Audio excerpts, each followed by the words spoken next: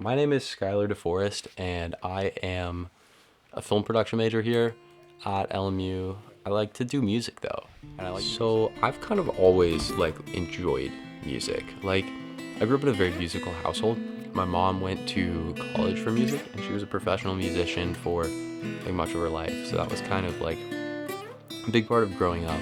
So I was in band as a kid, and then I was in choir all throughout high school.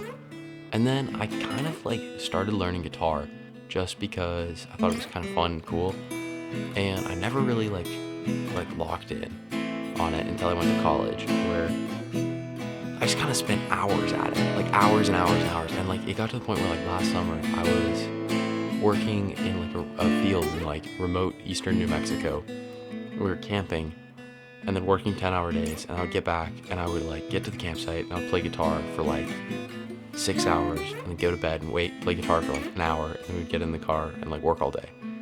So it was 7 hours a day, and then we'd have 4 days off, and it would just be all guitar all day. And I just kind of discovered this new ability to express myself fully, in a fully voiced fretted instrument, and it was beautiful, being able to really dig in and put my feelings into sound. So that kind of happened more recently, that I became completely enamored of writing music.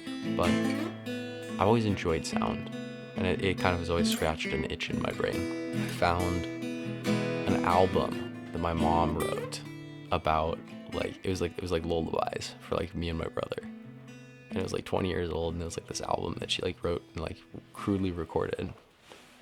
And I remember if you told me to hum the melody or know the song, I wouldn't. I couldn't do it. But the song came on, and I was listening to my mom's voice, and it was this absurdly intense wave of nostalgia and memory washing over me. And it wasn't it's I could immediately place it. It was I must have been 2 or 1 year old when she was singing these to me. But I think music has the strongest memory connection of any medium of communication. Because I remember that came on, and it brought up so much emotion for me. It was so emotional, and I think it's really beautiful, the way that the music we listen to when we're younger, and the music that touches us will kind of always touch us, and it will always stick with you. And I think being around music so much as a kid is definitely partially to blame for why I love it now. But I mean, it just